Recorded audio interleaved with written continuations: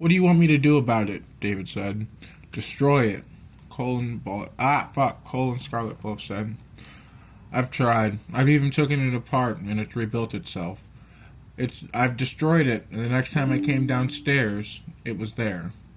I destroyed the parts. I even melted them down. I had it removed and sent to a scrapyard. And within the week, it was back in the same spot, David said. I kept the truth about the furnace to myself because my father told me to never tell anyone because they wouldn't understand. They'll just judge you in the blink of an eye and label you as crazy, David said. That's a bad way to think, Cole chimed in. So if I'm correct, we have to feed this furnace to keep it normal, Scarlet said. Cringe alert, Cole said. If we don't feed it, what will happen? David said. Cole asked. I don't know, David said. When will it happen?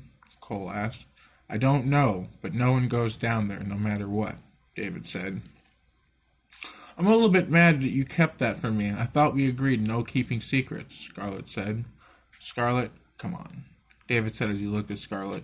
Nah, you promised me, Scarlet said. Scarlet said as she crossed her arms. I'm sorry. It was wrong of me to do that, David said. Damn right. The next time you do that, you're going to the black door, Scarlet said. The worst you could do is make me sleep on the couch, David said, laughing. Oh, you want to bet on that? Scarlet said. David came up to Scarlet and playfully shook her. Scarlet slapped David. Ouch. So that's how it's going to be, huh? David said. Cole decided to leave the room. David playfully sunk his teeth into Scarlet's neck and shoulder. David, stop. I'm not in the mood, Scarlet said, trying not to laugh.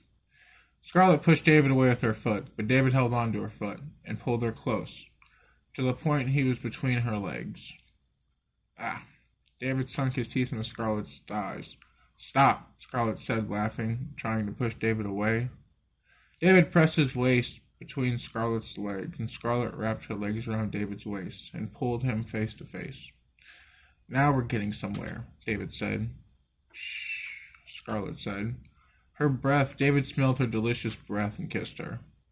I really don't want to fucking read that, but just for the hell of it, I will. David went inside of her, and she gasped. Are you okay? David said. Yeah, I'm just a little sore. That's okay. Keep going, David said. Scarlet said. Just let me know if I'm hurting you and you want me to stop, David said. There was a knock at the door. For the love of God, what do you want, Cole? Scarlet said. The door creaked open, but no one was there. Scarlet got up and wrapped herself with my comforter and slammed the door. That wasn't me, skank, Cole yelled out. Just come back to me, Scarlet. It was probably a breeze or Cole playing a joke, David said. Scarlet came back to David, and they picked up where they left off. But, oh God, I hate reading this. She was on top of David. I felt something warm drip on my face. I had my I hate to read this. I had my hands on Scarlet's, is that what it says, Scarlet's breast? She was writing, and her nose was bleeding. But that never happens. Scarlet's nose never bleeds. Scarlet, is your nose bleeding? Are you all right? David said. Yeah, Scarlet said. Scarlet got off of David and put some tissue in her nose. You're not taking blood thinners, are you? No. You're not taking blood thinners, are you? David asked. No, Scarlet said. Good, David replied. When David finished up with Scarlet, they both fell asleep for a couple hours. Hey, wake up, you two, Cole said. Scarlet covered up and got off of David.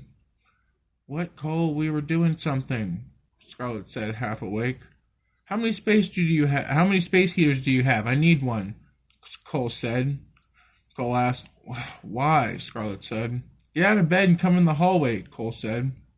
No, just take a space heater and get out of here. We need privacy, Scarlet said. For what? Cole replied. Sleep? Cole said. Just get out, Scarlet said. Cole took a space heater and left. Scarlet and David fell back asleep cuddling. When they woke up, it was nighttime. Cole walked to the living room and reached under the couch and pulled out a baggie with black sludge in it. Nice, Cole said. Cole dipped his finger in the sludge and pulled out a chunk and rolled a joint with it. Here I come, happiness, Cole said. Psst, Cole, come down here. Your mom wants to talk to you and catch up. She's miserable not being able to see her favorite child. The voice called out. Fuck off, Cole said.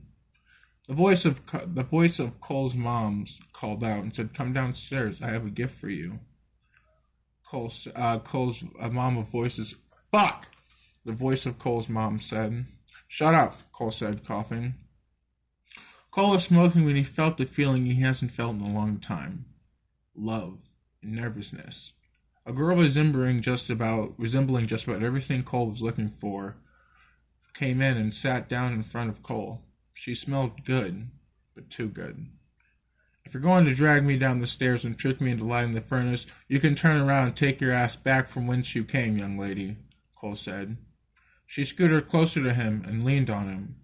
She kissed him and got up, and made the gesture to follow her. Cole got up and followed her, and she walked to the basement door. Cole had his hand on the doorknob, and he paused.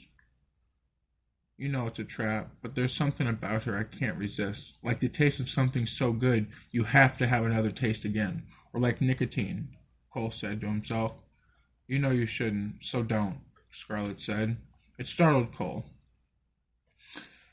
I can explain, Cole said. Just stay away from that door, Scarlett said. You got it, my lady, Cole said. Scarlett raced up the stairs, and on a few stairs there was a white fluid dripping out of her. Gross, Cole said. I heard that, Scarlett said. Cole went back to smoking. He heard the voice again. Come help us, Cole. We need you more than ever. By the way, I don't do voices. I'm not good at that. Come help us, Cole. We need you more than ever, the voice said. Fuck off. Now go away, Cole said.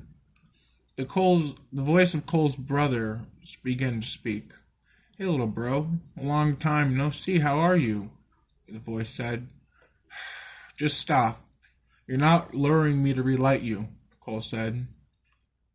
He was sitting there smoking, and the voices stopped for a while, and then he smelled that scent again, and the strange girl appeared again. Cole stood up and backed away. Stay back, woman. I want nothing from you. I will fuck you up, Cole said, as he was backing up. She started walking towards Cole, and Cole started backing up. He bumped into the wall, and she came face to face with Cole. Cole slipped around her to the kitchen and grabbed a small knife and held it like he was going to stab her. The girl started walking towards Cole. Get back, bitch. I'll stab the shit out of you, Cole said. What the hell is going on in here? Scarlett said as she came down the stairs. No. You had to have seen her, Cole said. Scarlett put out this joint of sludge. Okay, Cole. Calm down and give me the knife before something bad happens. It's just the furnace messing with you, Scarlett said. Nah, fuck this. I'm going to destroy the damn thing. And then you can have the knife, Cole said. You're not going to... Okay, go ahead, sure.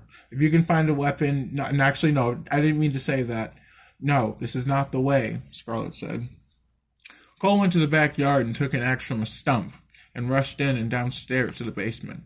Scarlett tried to stop him, but she's not strong enough. As Cole came down the stairs, he heard multiple voices say, Yes, Cole, come here. The furnace door was open and closing on its own. Cole came up the furnace and started swinging against the steel. Cole swung, and every hit, the big furnace stood there in front of him with no signs of damage, as if it hasn't been touched. I believe only time can hurt this furnace. Cole picked up the axe and got ready to swing it. Before he could swing it, Scarlett grabbed the head of the axe, and they fought over it. Give me the axe, Cole. This isn't the way, Scarlett said. Scarlett, let go of this thing before someone gets fucking hurt. I'm tired of this shit, Cole said. Just give me the damn axe before someone gets hurt, Scarlett said. Scarlett, let go of the axe before you get hurt, Cole said. Scarlett grabbed the head of the axe, and Cole grabbed the handle, and they were basically playing tug-of-war. Scarlett was leaning back, nearly sitting on the ground, using her weight to try to keep Cole from taking the axe. But Cole was slowly dragging her along. David walked downstairs and took the axe from both of them like it was nothing. Don't you both get it? David said. Oh, what? Cole said. You can't destroy it, basically, David said. So, then how did you dismantle it? Scarlet asked. I lied, so you'd get the point instead of trying to dismantle it yourselves, David said. So, let me get this straight. You trapped us in a house with, I guess, a demon? Cole said. Duh. Oh, wait, Scarlet said. It's not so much a demon. It's not so much a demon if you feed it, David said. So then let's fucking feed it, Scarlet said. So we're basically its slaves and there's nothing that we can do about it, Cole said. All is not lost. You can technically beat it with two ways, but they're pointless, and it's best just to stay on the furnace's good side, David said. So why is it when I went to feed it, I got attacked, Cole said. She's very picky, David said. She, Cole said. Her name is Mabel, or at least that's what she prefers to be called, and she can be picky about who feeds her. That's why I'm the only one that goes down there, or at least should feed her, David said. Fuck that. What are the other two ways? Scarlet said. Burn the house down, or abandon it and ignore her, David said. I'll get the gas, Cole said. Shut up, Cole. I think we should ignore her, Scarlet said. Why not keep feeding her? Cole said. I suggest we keep feeding her and I'll be the one to do it, David said. I say we ignore her and she'll probably keep fucking with people if she's fed anyways. I think she's a big metal cunt, so we should give her a taste of her own medicine or something like that. I don't know. I'm not all in the head right now, Scarlet said. Yeah, we'll see how this burnt metal cunt likes it. Cole kicked the furnace. The furnace began crackling and it let out a smell that was painful to breathe in. Like as if it was air and razor blades mixed in with bleach in a gas form. All three of them rushed upstairs with their noses and mouths kind of open. Their noses and mouths covered, I yawned. David slammed the door behind them and locked it and grabbed a towel and sealed under it to keep the smell out. Hey, David, look, Scarlet's having her nose period, Cole said laughingly as he nudged Scarlet with his elbow. Blood dripped from Scarlet's nose for a little bit, and she threw up. Okay, maybe she needs to go to the hospital, Cole said. I'm fine, Scarlet said. Cole went and got a hammer and some long nails and sealed the door shut. Can we all agree that no one goes down there no matter what? David said. Yes, Cole and Scarlet both said. I'm going to be straight up honest with you guys. She's pissed, furious, David said. Too bad, you big rusty hunk of junk. That's right, I said it. What are you going to do about it? You're all the way at the end of the basement, Scarlet said. The sound of fingernails scratching against wood, like an emergency, began to come from the door. No, fuck off, you dog, Cole said as he kicked the door.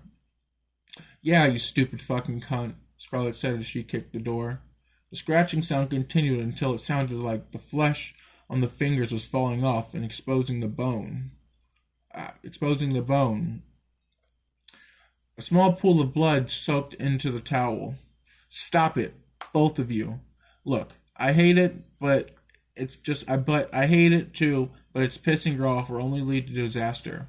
We already pissed her off. We don't need to add on, David said. Who knows what she's brewing up down there? What am I at? 13 minutes? Okay. Don't think I won't set this house ablaze, Scarlet said. David sighed. I lied. It's not just the furnace. I've tried burning this house down. It doesn't work. I got gasoline and drenched the house in gas and set it ablaze. And it caught fire, but it wouldn't burn or destroy anything. The couch would catch fire, but it didn't destroy it. In fact, the flames would just go away. Bullshit, David said. Bullshit, Scarlet said. David sighed and got a shot of gasoline and poured it onto the floor. Give me your lighter, Scarlet, David said. David ignited the flame, and the three of them watched it burn for a minute, and then they looked at the spot after the flame went out, and it was clean.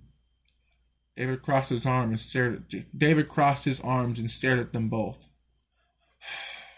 Fine, fuck it. Give me a sledgehammer and I'll destroy it, Scarlet said. There's nothing we can do about it, really. But, I mean, you get used to it after a while. Come on, Scarlet, you've been living with me for a while, David said. Oh, I know. I'll get some holy water, Cole said. That's not going to do anything, Scarlet said. For the love of fuck, there's nothing that we can do, okay? Let's just get used to it, David said. David, you bastard. You knew good and well that this house was cursed, and yet you still had us move in, Scarlet said. Nah. Don't even act like you're new to this. You've been living with me for years, and you're used to it, so stop it, just because Cole's here. David said. What is that at? 15 minutes? Okay. Okay. Maybe I should move out, Scarlet said with her arms crossed. Cole's eyes lit up. What did you just say? David said. I said maybe I should move out, Scarlet said.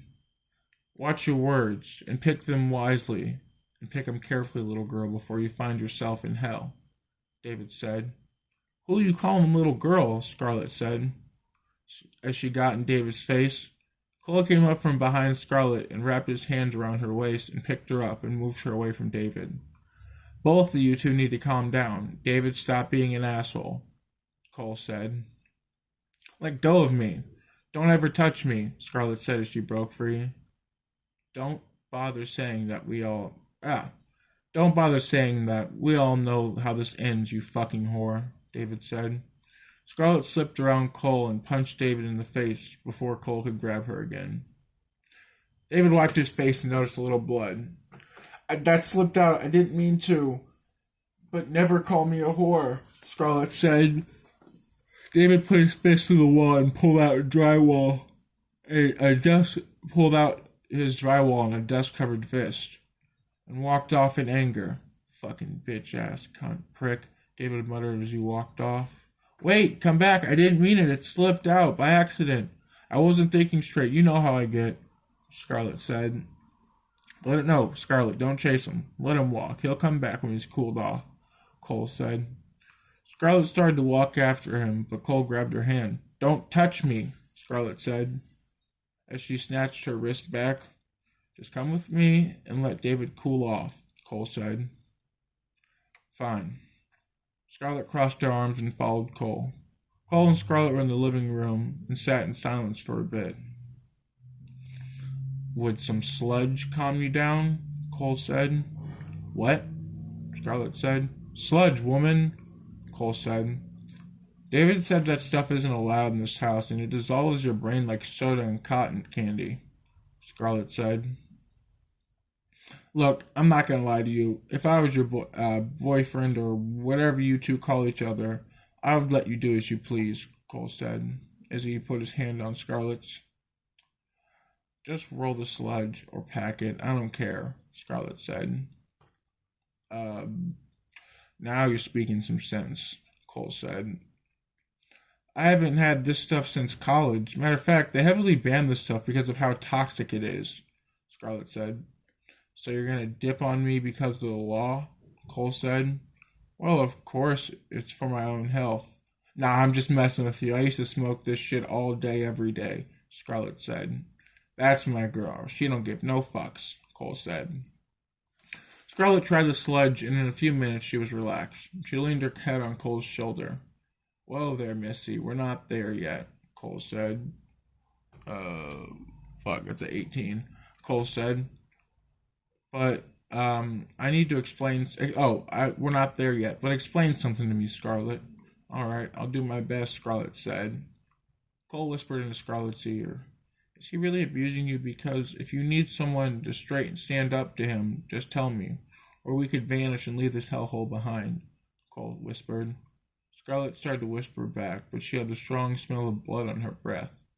So she spoke in a low voice. No, I just know he's really bothered by the thought of it.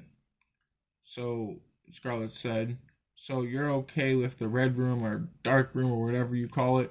Cole said. Yes, Scarlet said. You don't have to hide in fear. You can tell me the truth, Cole said. Honestly, it sounds weird, but it draws us closer. But not that some BDSM bullshit. It's just messed up love, Scarlet said. And you're sure about this, Cole said. Yeah, but it keeps me in line. You could say, don't fucking do that, or you could show your words to teach me, but it's not like getting beaten senseless or, getting hit with something or, getting burned or something. It just ensures that you understand the most of my words. And, oh, fuck, I said it wrong. I'm sorry. Let me rethink that. I'm fuzzy in the head right now. Yeah, it keeps me in line. But you could say, don't fucking do that. Or you could show your words and teach me. Like, it's not like I'm getting beaten senseless. It's just between you and me, most of it, I like it. I just say it hurts to make David think he's got a point. Scarlett said. I knew it, Cole said. David knows my limits, honestly. I don't know if I told you this, but we both agreed 100% to stick to the room idea, Scarlett said. You're just like David, you know that? Ah, my bad. You sure know how to max... Okay, you sure know how the max... You sure you know to the max? You're not being abused or wanting to demolish the room? Cole said. You're just like David, you know that, right? Scarlett said. Scarlett chuckled. How? Cole said. You both care so deeply about me, Scarlett said. That's just part of being the family, sister. And I'd hate to see you get abused by David, Cole said.